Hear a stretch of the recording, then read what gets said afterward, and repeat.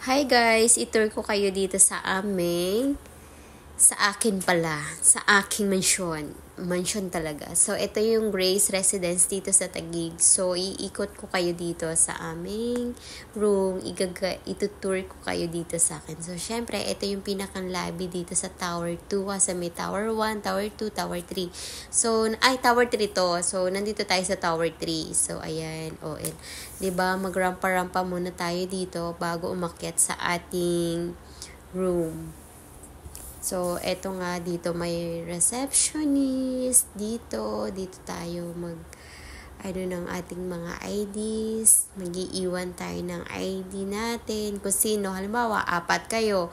So, iiwanan yung ID nyo. So, eto na nga kami. Sa 5th floor kami. So, eto na nga.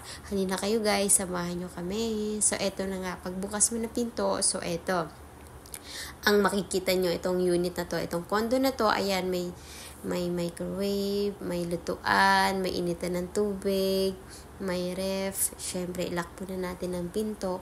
So, itong room na to, parang pang isang tao or 2 ang tao lang. Pwede, ganun. Hindi pwedeng pang maramihan kasi medyo maliit talaga siya. So, ito yung ref na to.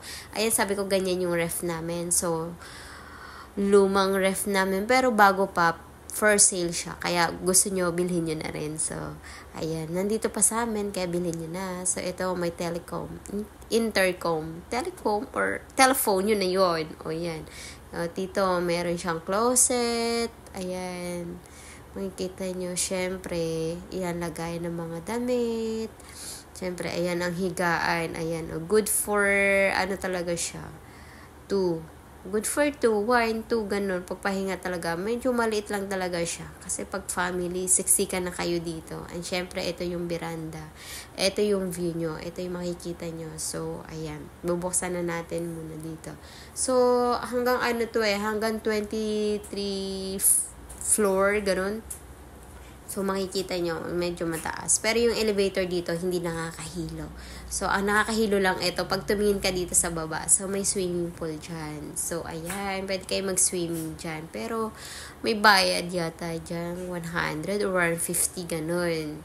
So, ito ang CR, itour ko kayo dito sa CR. So, ito naman, ayan, may tamang lababo lang. Tapos, ayan, tapos ito na ang shower room. So, ayan na dyan tayo shower. So, ayun guys, yun lang ang kabuuan. So, at eto na nga, mag-check out na tayo. So, eto na nga. O, ayan na.